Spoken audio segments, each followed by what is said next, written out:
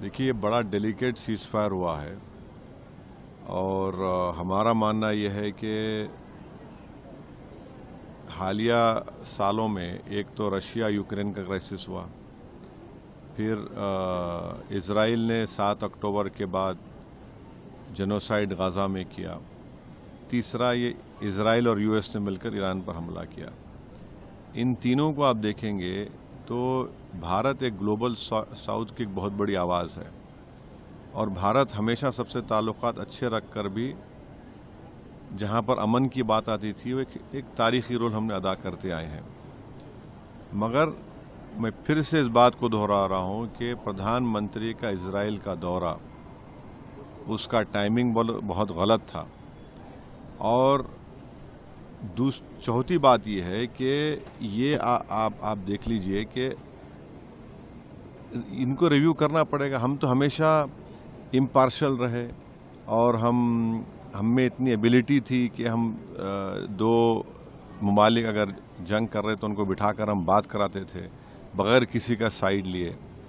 तो ये हमको लगता है कि नरेंद्र मोदी की सरकार को ये स्टॉक टेकिंग करना पड़ेगा, रिव्यू करना पड़ेगा कि आखिर क्या वजह है कि एक पड़ोसी मुल्क जहाँ से हमेशा हमको तंग किया जाता है, टेररिस्ट को भिजाकर डिस्टेबलाइज करने के लिए, तो ये बहुत ज़रूरी है कि ये देखें भाई ये ईरान तो हमसे बड़ा करीब रहा है, ज़्यादा तो हमको तकलीफ़ हो रही है। स्ट्रेट ऑफ हॉर्मुज़ है, वहाँ से नहीं आ रहे हैं, गैस नहीं आ रहा हमारे पास। तो सीज़ फायर हुआ है तो उम्मीद करते हैं कि जो एनर्जी क्राइसिस आज देश में है वो उसमें कमी आएगी। मगर एक स्टॉक टेकिंग और रिव्यू करने की ज़रूरत है मोदी सरकार को कि आखिर भारत वो रोल क्यों अदा नहीं कर सका जो तारीख़ी तौर पर हम अदा करते आए हैं, और प्रधानमंत्री क्यों गए इज़राइल को, और जबकि नेतन्याहू को भारत आना था, वहाँ पर प्रधानमंत्री जाकर जो मैसेज गया है कि हम उनके साथ खड़े हैं। फिर बाद में हमला हुआ, उसके 5 दिन के बाद हम लोग कंडोलेंस दिए। तो ये सब चीज़ों का उम्मीद कर दे कि ये सरकार इसका रिव्यू करेगी, स्टॉक टेकिंग करेगी, आखिर ये क्यों हो रहा है। देखिए, अगर आप देश को बोलेंगे कि 3 घंटे की पिक्चर देख के खुश हो जाओ तो फिर ये तो फॉरेन पॉलिसी नहीं है। जो बीजेपी एक पिक्चर को प्रमोट कर रही है फॉरेन पॉलिसी के तौर पर, ये फॉरेन पॉलिसी होगी आपकी, ये आपकी इंटरनल सिक्योरिटी और एक्सटर्नल थ्रेट को रोकने की पॉलिसी। पिक्चर देखो और खुश हो जाओ। तो ये नहीं उसकी बात कर रहे हैं या बीजेपी नहीं, अब अक्लमंद को इशारा काफ़ी है।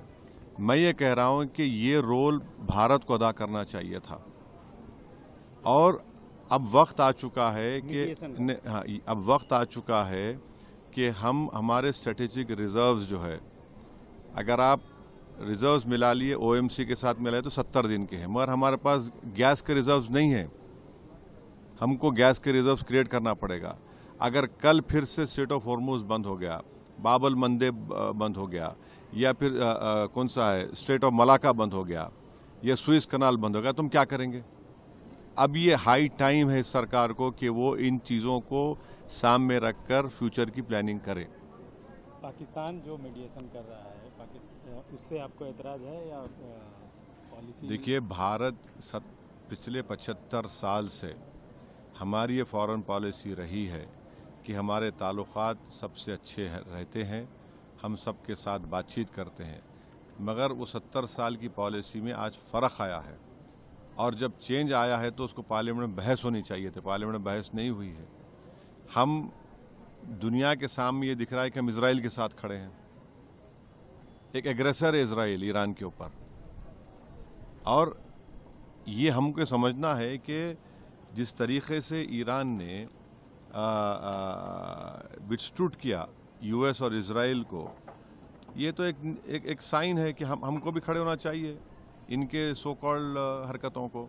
अगर ऑपरेशन सिंदूर हुआ, क्यों हमने अलाउ किया उस शख्स को ऐलान करने का, अनाउंस करने का?